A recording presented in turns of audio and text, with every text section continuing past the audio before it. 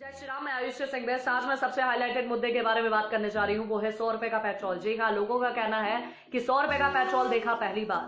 देश की जनता को बोलना चाहती हूँ कि बहुत कुछ आपने देखा पहली बार, लेकिन आप बताने में उसको संकोच करते हो। लेकिन अगर आप बताने में संकोच करते हो तो मैं बेड़ा उठाती हूँ इस चीज का और जनता को बताती हूँ कि क्या क्या देखा आपने पहली बार, और देखने की आदत भी डालो।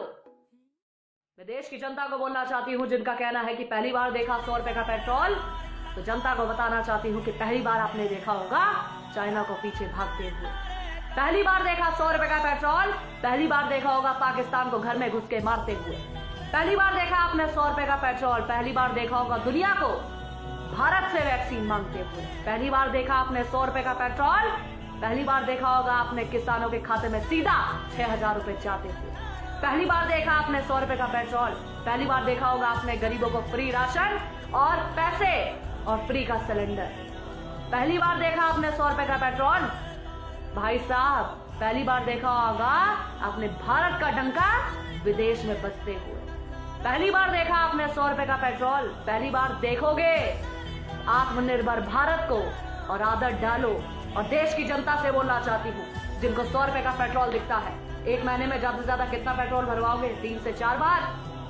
आपके अगर 10 से 20 रुपए भी, अगर महीने में 40 से 50 रुपए भी ज्यादा अगर नहीं खर्च करने का दम रखते हो, तो कैसे उम्मीद करते हो कि देश का जवान आपके लिए और देश के लिए सरहद में बैठकर गोली खाए और किसी का बेटा शहीद हो जाए? जब आपकी सोच इतनी है 50 रुपए को गार्ड मारने की, तो दूसरे के बच्चे की जिंदगी क्यों दांव पे लगवाते हो?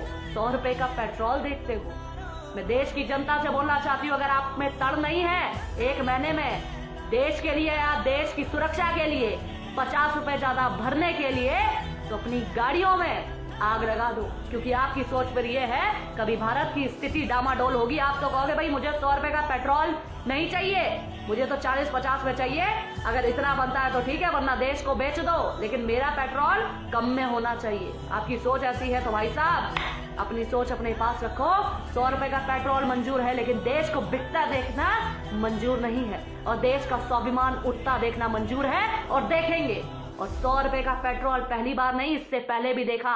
अगर उस समय भी आवाज उठा दी होती तो आज देश के हालात, अपने लिए कभी आवाज उठा दी होती तो आज आपका धर्म खतरे में ना होता और देश खतरे में। आपने कभी सोचा कि कोरोना काल में जब देश में महामारी चल रही है, देश का प्रधानमंत्री देश के लिए, देश के लोगों के लिए और सेना को मजबूत करने के लिए, देश को मजबूत करने के लिए राफेल ला रहा है, लेकिन आपको तो 100 रुपए का पेट्रोल दिखता है, राफेल की कीमत किसी को नहीं दिखती। किसी ने नहीं बोला कि महामारी चल रही है, आर्थिक स्थिति डामाडोल है, लेकिन फिर भी राफेल आ रहा है। बोलना चाहती हूँ, अगर इतने सवाल आपने पहले पूछे होते तो आज देश की स्थिति क्या होती या आपके सामने होता। लेकिन आपको तो 100 रुपए का पेट्रोल दिखता है। वो हैदराबाद को वैसे कहता है कि बाबरी कभी मरी नहीं, हम तो बाबरी लेके रहेंगे।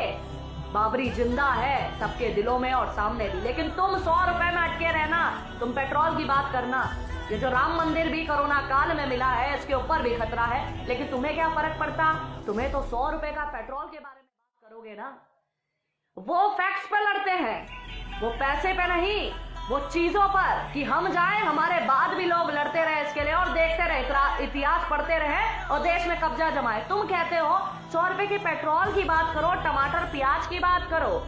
इतिहास रहे ना रहे, धर्म रहे ना रहे, देश रहे ना रहे, हमारे बाद कोई सीख पाए ना पाए, दूसरा कब्जा कर ले, हमें इससे मतलब नहीं। लेकिन देश में पहली बार 100 रुपए पेट्रोल को आसमान छूते पहली बार देखा। आत्मनिर्भर भारत भी पहली बार देखोगे और बहुत कुछ निश्चित रूप से पहली बार देखोगे। और जागो 100 करोड़ हिंदू, अरे जागो 100 करोड़ हिंदुओं, देश में हिंदू राष्ट्र भी पहली बार देखोगे। बोलिए जय श्री राम, जय हिंद, जय भारत।